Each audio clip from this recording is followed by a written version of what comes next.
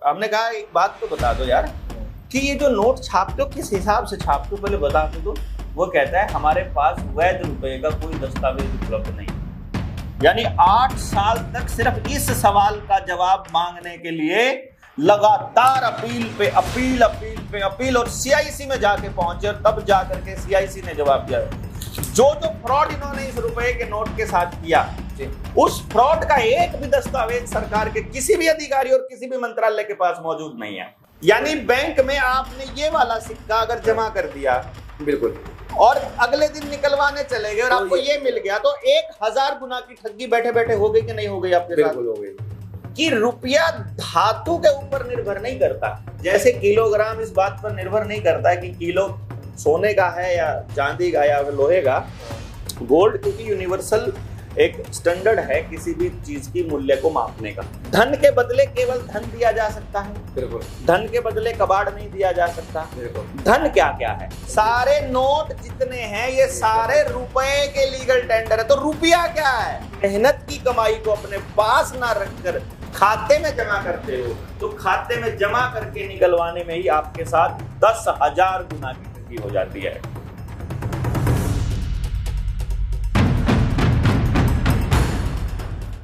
एक किताब है मेरे हाथ में, उसने देश में नहीं विदेश में भी अपनी चर्चा की वजह बना दी है। आज मेरे साथ बैठे हुए हैं देवेंद्र जी, बहुत बहुत स्वागत है सर, आपने कीमती समय निकाला मेरे लिए। सर, इससे पहले हम इसी से रिलेटेड वीडियो डाल चुके हैं चैनल पे, बहुत लोगों के सवाल आ रहे हैं, मेरे मन में भी बहुत सारे कंफ्यूजन है। पहला तो ये रुपया है क्या? देखो, अगर एक लाइन में आपको बताया जाए तो रुपया है मूल्य का मापक, ठीक है, और इसको बना दिया है शोषण का साधन। क्योंकि जिसको आप रुपया कहते हो वो रुपया नहीं है, जिसको आप रुपया सोचते हो वो भी रुपया नहीं है। रुपया कुछ और है जिसके बारे में कभी किसी स्कूल या किसी कॉलेज में नहीं पढ़ाया जाता और बताया ही नहीं जाता कि रुपया नाम की चिड़िया, किस चिड़िया का नाम है रुपया। पर जहाँ तक जैसे कि मैं मार्केट में जाता हूँ, मेरे पास, अगर आप रुपए की बात कर रहे हैं तो मेरे पास ये 200 रुपए है, मैं मार्केट में जाता हूँ, सामान लेता हूँ, देखो ये 200 रुपए नहीं है, आपको ये गलत पढ़ाया गया है। आपके दादाजी से पूछना कि दादा ये क्या है, तो आपके दादाजी बोलेंगे ये 200 रुपए का नोट है। वो कभी नहीं कहते ये 200 रुपए है, कभी भी नहीं कहते। वो कहते हैं 200 रुपए का नोट। नोट जो होता है वो होता है जैसे कि transfer note, press note. Note मतलब मेरे दी हुई कोई जानकारी जो मैंने अपना कुछ लिख दिया है। ट्रांसफर नोट में क्या कहता है, मंत्री जी कहते हैं कि फलाने आदमी सिफारिश कर रहा है कि इसको इधर ट्रांसफर कर दिया जाए, ये तो ट्रांसफर नोट है।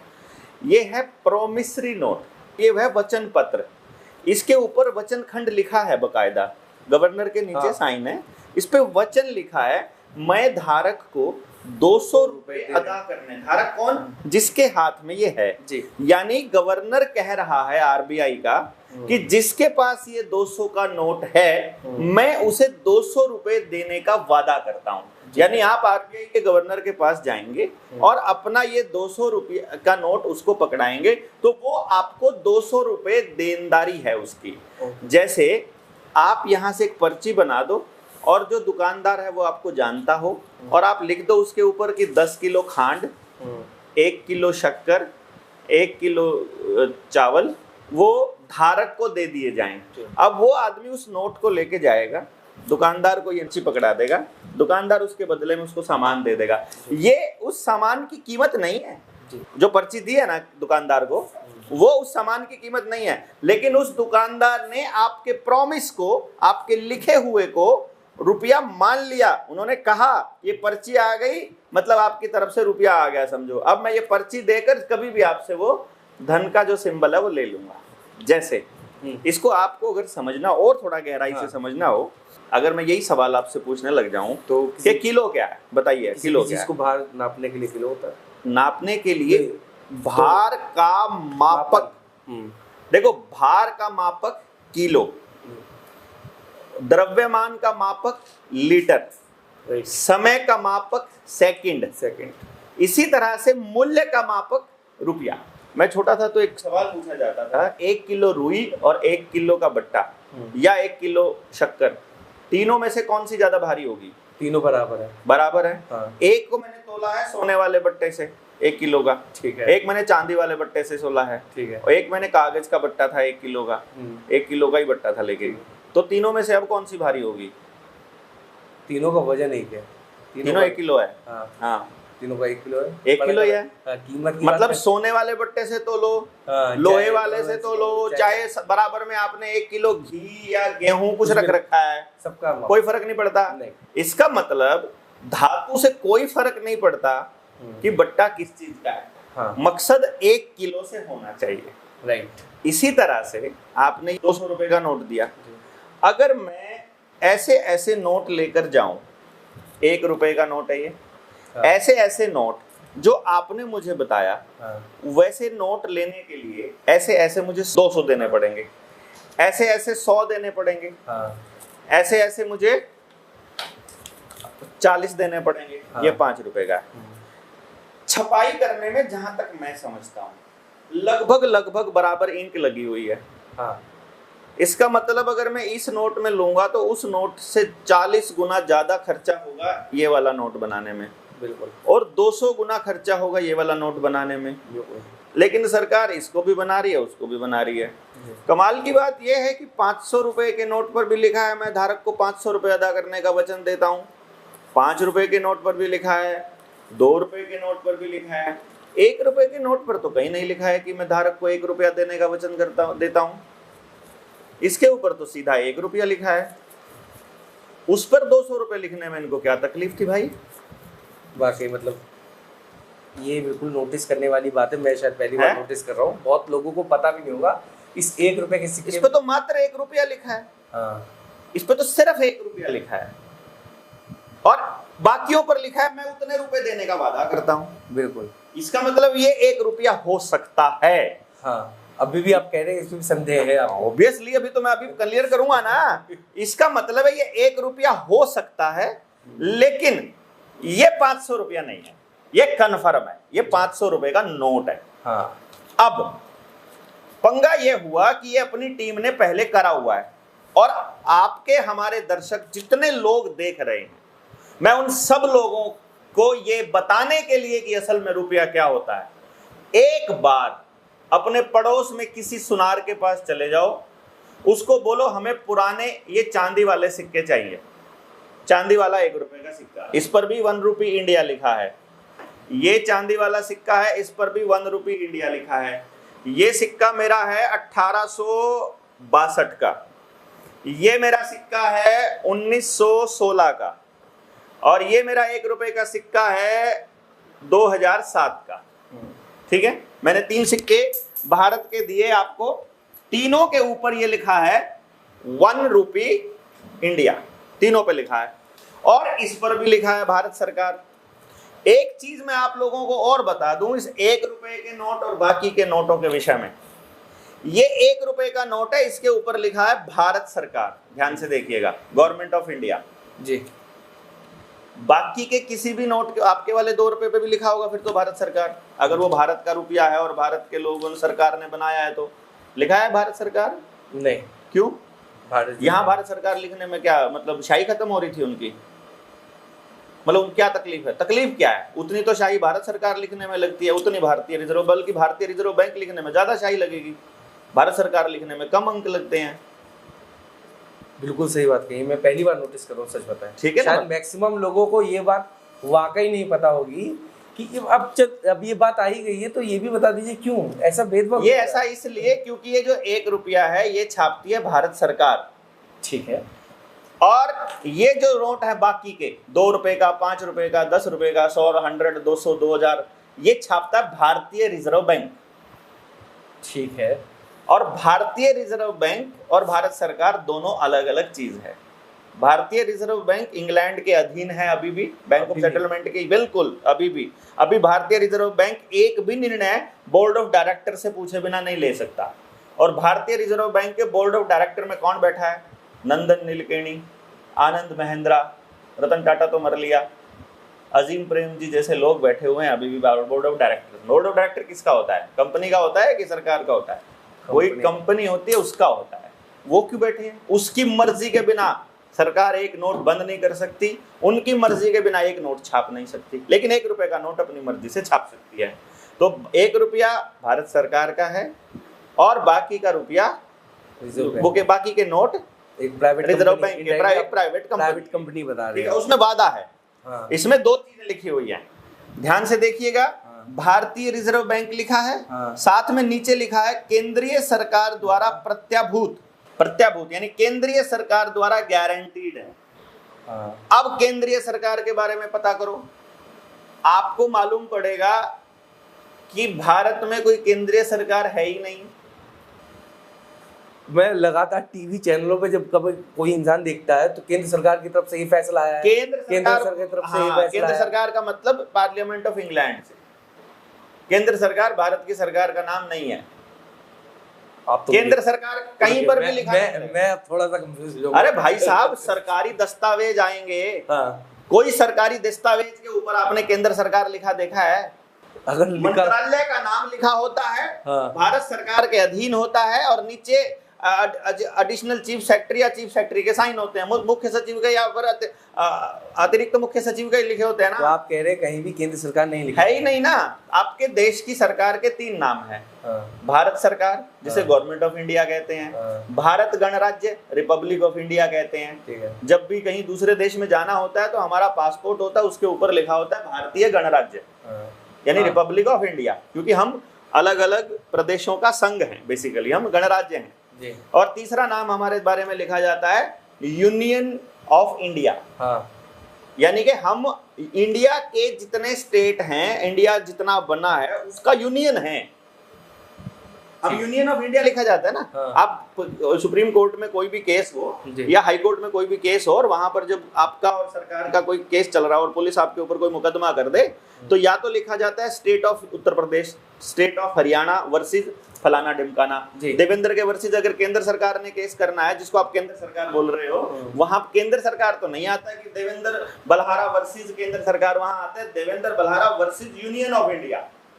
वो जो सुप्रीम कोर्ट में जो सरकार जो आपको जिसको आप पुलिस कहते हो या जिसको आप सरकार कहते हो, वो सरकार यूनियन ऑफ इंडिया है, केंद्र सरकार नहीं है भाई।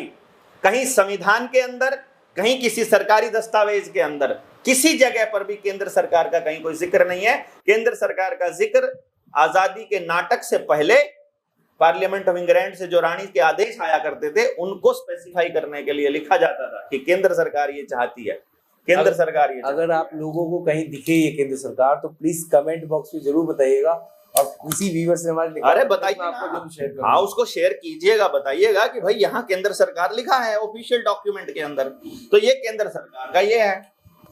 और एक और कमाल की बात है, आरबीआई एक्ट 1934 पढ़कर देखोगे, इसके ऊपर लिखा है कि मैं धारक को 200 रुपए अदा करने का वचन देता हूं जी।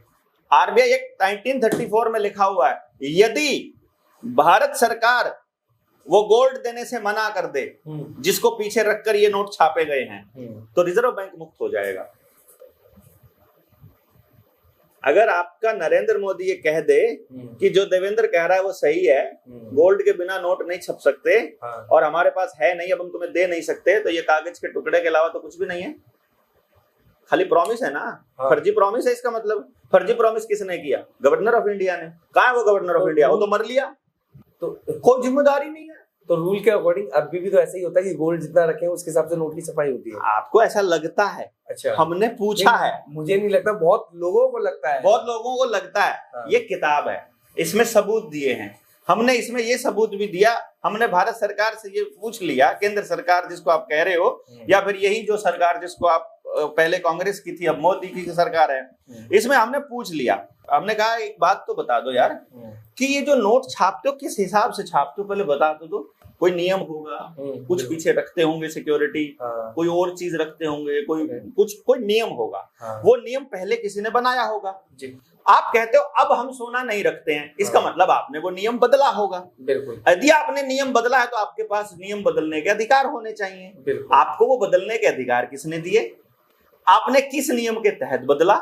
और अब नियम क्या है नोट छापने का, और कौन से नोट को असली और कौन से नोट को नकली, कौन सी मुद्रा को वैध और कौन सी को अवैध कहेंगे, कृपया करके वो नियम हमको बता दीजिए।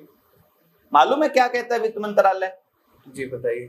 वो कहता है हमारे पास वैध रुपए का कोई दस्तावेज उपलब्ध नहीं है। इसका मतलब मैं ये समझता हूं कि हमारे पास सारा रुपया जितना है वो अवैध है। 20 नंबर पेज के ऊपर इस किताब के आपने कौन सा नोट दिया, ये वैध रुपए का कोई दस्तावेज उपलब्ध नहीं है।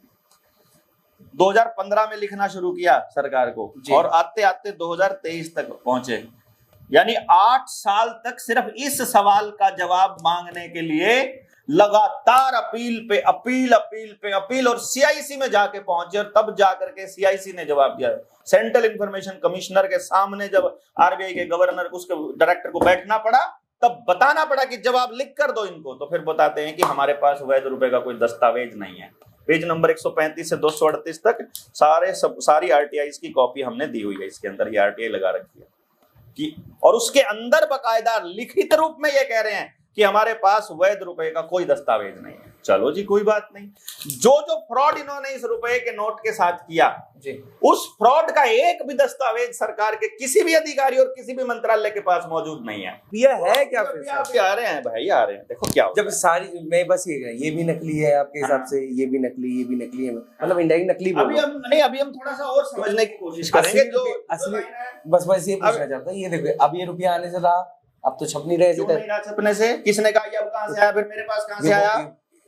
1919 का है नहीं? अब तो अभी छप रहा है ना, अभी भी बनता है ना, अभी भी चलन में है ना। तो रुपया हकीकत में किसको माने? पहले तो आपको समझ में, देखो अगर हमारे व्यूअर इसको समझना चाहते हैं तो खुद प्रैक्टिकल करें या हम ऐसे थाली में परोस कर दे दें? पहले खुद अंदर आएगी, भीतर तक जाएगी जब आप खुद प्रैक्टिकल करोगे।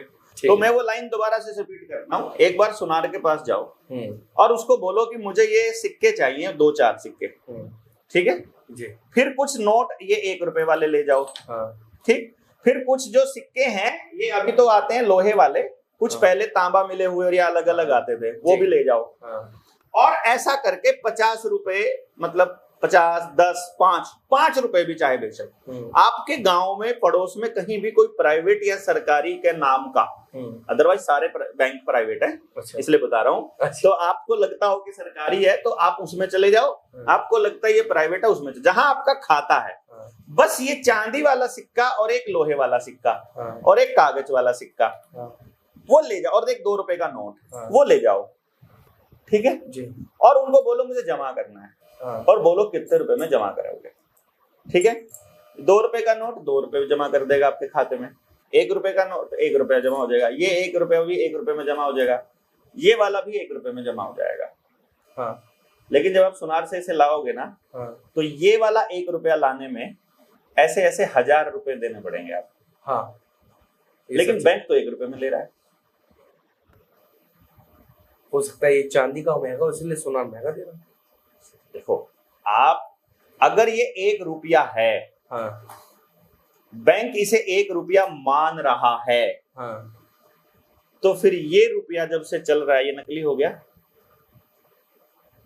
इसे भी 1 रुपया मान रहा है ना बैंक तो, बिल्कुल, और इसको भी 1 रुपया मान रहा है।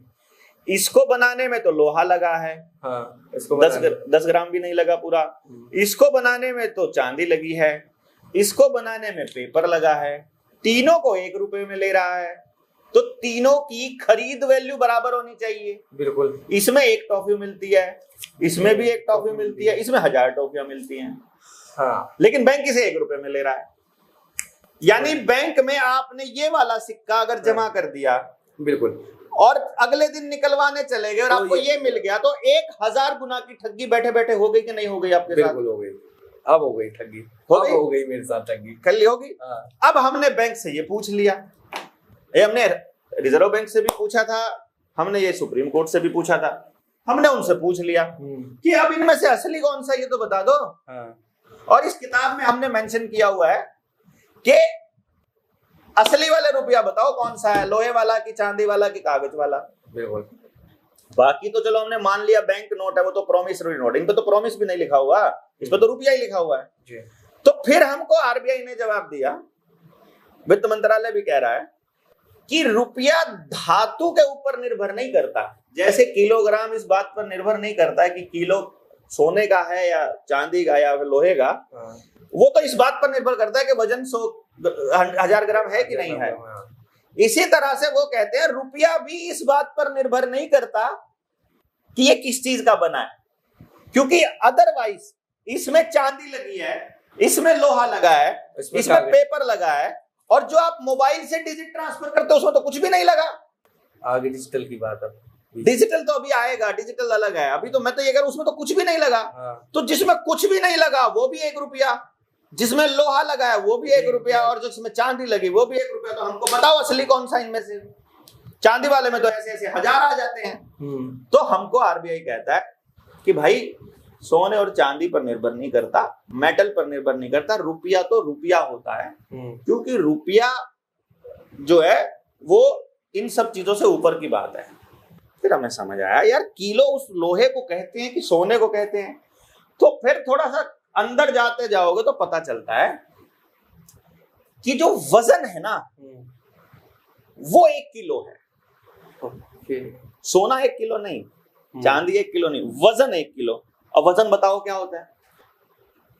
भार है। हाँ। भार जो है ना वो 1 किलो है, मतलब वो सोना नहीं। अब फिर प्रॉब्लम आ गई दूसरी बड़ी कि चलो फिर रुपया क्या है यार? फिर इसके लिए आपको थोड़ा सा कॉमन सेंस का इस्तेमाल करना पड़ेगा। वो क्या? जिससे कि आपको इतिहास पता लगे, तो आपको भविष्य का आप अंदाजा लगा पाओगे कि इतिहास क्या है।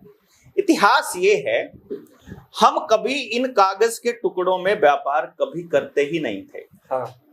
भारत के अंदर मसाले हुआ करते थे, और कपड़ा हुआ करता था, दालें हुआ करती थी, और दूसरे देशों के पास कुछ भी नहीं था, मीट मांस और कबाड़ के अलावा, चाय कॉफी के अलावा। हाँ। उनके पास वो सब होता था। उन्होंने कहा कि आप हमसे चाय कॉफी ले लो और हमें ये अपनी दालें और ये कपड़े दे दो। हाँ। जो यहाँ तुम्हारे यहाँ बनता है, क्योंकि हमारा हर गांव उत्पादन आधारित था। तो हमारे वाले लोग स्मार्ट थे, वो बोले तुम्हारा ये कबाड़ हमको नहीं चाहिए, ये सिर्फ हमारी वातावरण के लिए, हमारी जलवायु के लिए तुम्हारी चाय पत्ती और ये कॉफियां नहीं बनी है, तुम्हारे वहां के लिए ही है। हमको तो ऐसी चीज दो जो पूरी दुनिया में यूनिवर्सल हो और चलती हो। तो उन्होंने गोल्ड में ट्रेड करना चालू कर दिया, क्योंकि पूरी दुनिया में आज भी जब किसी देश की करेंसी ठप हो जाती है तो सोने पर ही भरोसा किया जाता है कि हम गोल्ड में ट्रेड करेंगे। गोल्ड क्योंकि यूनिवर्सल एक स्टैंडर्ड है किसी भी चीज की मूल्य को मापने का, क्योंकि उसे आज रख दोगे 1000 किलो तो वो 1000 किलो ही निकलेगा, चाहे 1000 साल बाद में उठाओगे उसको, वो टूटता हुआ नहीं मिलता, उसमें जंग नहीं लगता, कुछ नहीं, जितना है उतना ही रहेगा। तो हमारे वालों ने जब, हमारे लोगों ने, हमारे पुरखों ने जब सोने में ट्रेड करना चालू किया, तो भारत को जो सोने की चिड़िया कहने का जो मतलब ये था, मेरे पास अभी भी मैंने एक गांव देखा है महाराष्ट्र के अंदर, मैं नाम अभी नहीं लूंगा क्योंकि सरकारों की नजर उस पर पड़ जाएगी। वहां का आदमी हमारी टीम में शामिल है। वो कहते हैं कि हमारे यहाँ 4 भाई अलग हुए जब, तो चारों को अलग अलग जमीन मिल गई थी कि तुम वो वाला खेत ले लो, तुम वो वाला ले लो। तो उन्होंने अपने अपने घर वहीं बना लिए। तो उनका जो बंटवारा हुआ तो उनके घर में जो चांदी थी वो गाड़ी में लद के गई थी, बैलगाड़ी में लद के, इतनी चांदी उनके घरों में थी। वो कहते हैं उस गांव के अंदर कभी भी ट्रेड जो है वो कागज के टुकड़ों में नहीं करता, किसी से भी डिजिट में नहीं करते, वो चांदी में करते हैं। आप पैसा लेने जाओगे तो पैसा नहीं देते, वो चांदी देते हैं और ब्याज के रूप में चांदी ही लेते हैं, सोना या चांदी लेते हैं। अभी भी ऐसा है, मौजूद है। और उस गांव में कितना धनाढ्य गांव होगा वो, हर घर के पास एक गाड़ी भरी तो चांदी की है ही है। ये डिस्क्लोज कैमरे के आगे मेरे कान में जरूर बता दूंगा, बाद में बता दूंगा मैं आपको। गांव का नाम क्या, बंदे का बता दूंगा, जाके मिल भी आना। पूरे गांव को देखा ना, हर घर के अंदर चांदी ही चांदी है उनके गांव में, सिल्वर विलेज उसका नाम। अच्छा। तो उस वक्त हर घर में सोना हुआ करता था। उन्होंने गेम खेला कि सोना तुम्हारा चोरी हो सकता है, क्योंकि चोर जितने भी है ना, जैसे आज साइबर क्राइम हो रहा है। हाँ। और इससे पहले दूसरे गाड़ियों में जो चोर होते हैं। हाँ। ये सब सरकार के समर्थित लोग होते हैं, आपको पता ही है। बहुत बड़ा इल्जाम लगा। आप यूपी में हो भाई, पुलिस वालों की सबकी जानकारी नहीं है, चोरों के साथ दोस्ती नहीं है क्या? कहीं भी चोरी हो जाए पुलिस वालों को पता होता है ना किसने करी है। हाँ, एग्जैक्टली मालूम होता है यार, सब याराना है। और चोरी एक ऐसा धंधा है जो आज तक कभी किसी को सजा नहीं हुई। हाँ। पुलिस वाले के साथ सेटिंग करनी है आपको, खाली 10 लाख का माल है, 5-13 सामान की बरामदगी मत दिखाओ, कोर्ट में कुछ साबित ही नहीं कर पाएगा, बरी होना ही होना है, महीने भर में जमानत होनी तय। तो सरकार को ऐसे लोगों का सहारा लेने में क्या दिक्कत है? तो सरकार अपने चोर साथियों को लग करके आपके घरों में पाड़ दिलवाएगी। पहले पाड़ दे देते थे ना, दीवार पीछे से तोड़ के घर में रखा सोना चांदी उठा ले जाते थे, संदूक का संदूक ले गए तो बोलते थे इतना सोना गया इतनी चांदी गई। तो लोगों ने सोना और चांदी को बैंकों में रखना शुरू कर दिया, लॉकर्स में।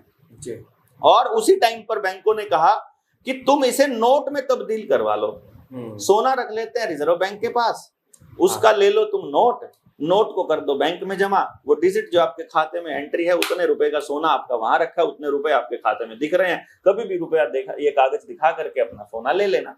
ये रिजर्व बैंक का नियम है कि जितना सोना होगा उतने ही नोट छापेंगे, जितने नोट छापेंगे उतने ही नोट बांटेंगे। बस यानी कि असल में अगर आप इसके थोड़ा सा डिटेल में जाएंगे, इस किताब के अंदर जाएंगे, तो इस किताब में बड़ा स्पष्ट शब्दों में हमने मेंशन किया हुआ है। सबसे पहली बात तो यह है कि जो वैध रुपया है उसका जो स्टैंडर्ड होता है, देखो रुपया है मूल्य का मापक। किसी भी चीज को मापने का कोई भी मापक होता है, उसका एक होता है स्टैंडर्ड। अगर वो है वैध मतलब सही यूनिवर्सल, तो उसका होगा मापक होगा स्थिर अंक होगा, और यदि वो है नकली तो वो बदलता घटता बढ़ता रहेगा। तो इसके अंदर एक बात आती है कि अगर उसका मापक है फिक्स तो रुपया है वैलिड, अगर उसका मापक बदल रहा है तो वो है इनवैलिड। और इसलिए एक बात इसमें कही जाती है हमेशा, एक तो वैध रुपये का जो मानक है वो स्थिरांक होता है, अवैध रुपये का घटता व बढ़ता रहता है। वैध रुपया जनता को देश को शोषण से मुक्त रखता है और अवैध रुपया देश को भयंकर शोषण में लेके जाता है। और इसी में एक लाइन आती है कि रुपए में मौजूद सोने की मात्रा ही असल रुपया है। यानी आपने जो पैसा दिया, देखो आप तो दाल दिया करते थे, आप जो कपड़ा दिया करते थे, जो भी उत्पादन दिया करते थे, वो एक धन है। धन के बदले केवल धन दिया जा सकता है, बिल्कुल। धन के बदले कबाड़ नहीं दिया जा सकता। धन क्या क्या है? जो प्राकृतिक संसाधनों से उत्पन्न होता है केवल वही धन है। ये कागज धन थोड़ी ना है।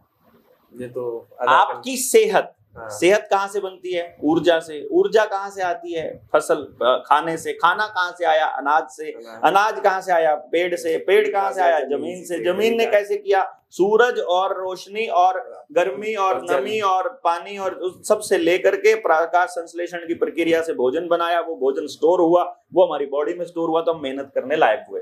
हमने अपनी मेहनत आपको दी, मतलब अपनी ऊर्जा दी, यानी कुदरत की ऊर्जा आपको दी, तो आपने उसके बदले में अपनी कमाई हुई ऊर्जा मुझे दी। यही तो होता है। मैं आपको अनाज दे रहा हूँ, आप मेरे लिए कुछ और काम कर दो। मैंने आपके खेत में काम कर दिया एक पूरे दिन, तो आप उसके बदले में मुझे चावल दे दो, अनाज दे दो, कपड़ा दे दो, जो आपने ऊर्जा को स्थानांतरित किया।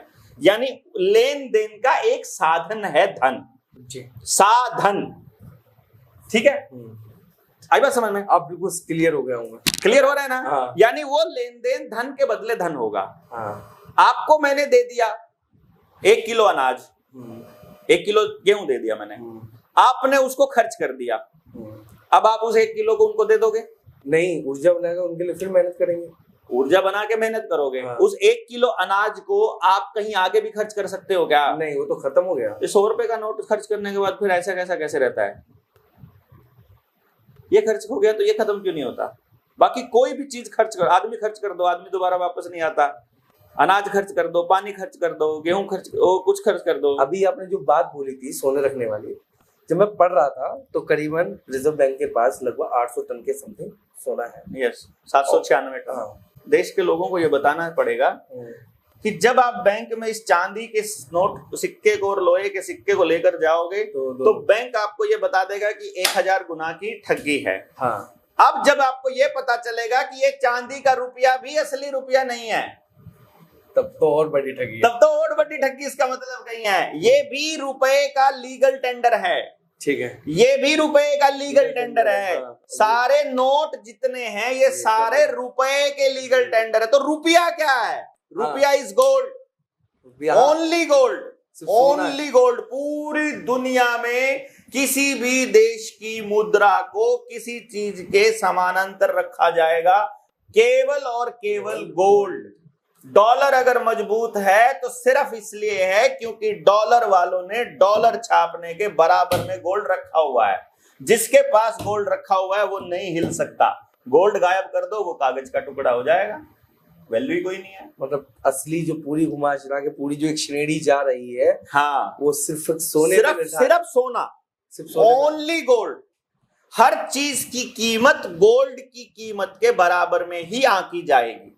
अब पता चले कि कितना गोल्ड, तो स्टैंडर्ड देखना पड़ेगा यूनिवर्सल, क्योंकि मैंने बोला अगर रुपया वैध है तो स्टैंडर्ड को नहीं बदला जा सकता। बिल्कुल। तो स्टैंडर्ड मिलता है पुराना कभी का 10 रुपए में एक मोहर, 10 रुपए में एक। ये स्टैंडर्ड है।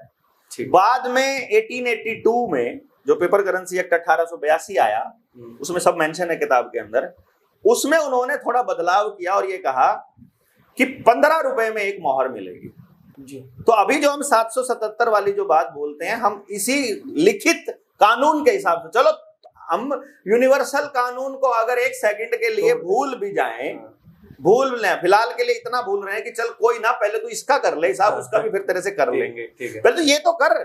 या तो तू ये कह दे कि इस रुपए के पीछे कुछ रखा नहीं है तो ये कबाड़ का टुकड़ा हो गया, ठीक है। अगर कुछ रखा है तो वो क्या है वो बता। तो कोई ना कोई कानून के, अगर कुछ नहीं रखा तो किस कानून के तहत नहीं रखा, बिना रखे छाप कैसे दिया, पहले तो ये बता। हाँ। देश के लोगों का शोषण कैसे कर दिया तुमने इसको शोषण का साधन बना दिया। तो फिर ये चेक करने के लिए कि अभी चेक करो तो पुराने दस्तावेज निकल कर आते हैं, तो 15 रुपए की एक मोहर मिलती है, और मोहर होता है 1 तोला शुद्ध सोना। ठीक है। 1 तोला शुद्ध सोना होता है 11 ग्राम 664 मिलीग्राम। जब इस 11.664 ग्राम को डिवाइड करते हैं 15 से, तो आता है 777 मिलीग्राम शुद्ध 24 कैरेट का सोना। 24 कैरेट। हाँ, जिसकी कीमत आज लगभग 10,000 रुपए के ये कागज के नोट हैं। हाँ। यानी कि आप जो कमाते हो वो धन कमाते हो। हाँ। गेहूं, डंगर, पशु, मेहनत, मजदूरी, जो भी आप, या कपड़ा बनाया या कुछ भी आपने उत्पादन किया, उत्पादन केवल किसान करता है। हाँ। फैक्ट्रियों में उत्पादन नहीं होता। फैक्ट्रियों में एक चीज दूसरी चीज में कन्वर्ट की जाती है। लोहे को पिघलाकर कुछ और बना दिया जाता है, लोहा पैदा नहीं किया जाता। लोहा केवल जमीन से पैदा होगा, कोयला केवल जमीन से पैदा होगा, सोना, चांदी, बॉक्साइट, एल्युमिनियम जो भी है, या अनाज, सब जमीन से पैदा होगा। जो जमीन से पैदा हो रहा है वो उत्पादन है, बाकी सब बकवास है। तो जब उत्पादन होता है, जितना उत्पादन होता है उसके बराबर का सोना रखना पड़ता है, क्योंकि उसकी कीमत देनी है जिसने उत्पादन किया है। उतने ही नोट छापे जाते हैं और उस आदमी तक पहुंचाए जाते हैं और वो मार्केट में सर्कुलेट होते हैं। अगर उससे फालतू नोट कोई छाप रहा है तो पूरी देश की जनता के साथ वो ठगी कर रहा है। और कितने नोट छापेगा? 1 रुपए के बराबर 777 मिलीग्राम गोल्ड छापेगा। तो जब वहां से हम लोगों को कोई ये कहता है कि तुमने जो काम किया है वो 5 रुपए का किया है, या हमें कोई कह दे 15 रुपए का तुमने काम किया है, तो मतलब मैंने 1 तोला सोना कमाया है। लेकिन 1 तोला सोने की कीमत जो आपके नोट में है वो तो लगभग आज 1 लाख रुपए से ऊपर है। तो अगर 1 तोला सोना 1 लाख से ऊपर है और हमने जो कमाया है वो 15 रुपये के बराबर है, तो जब हम 15 रुपए कमाते हैं तो ये 1 लाख के नोट छाप लेते हैं, क्योंकि हमने तो गोल्ड कमाया था।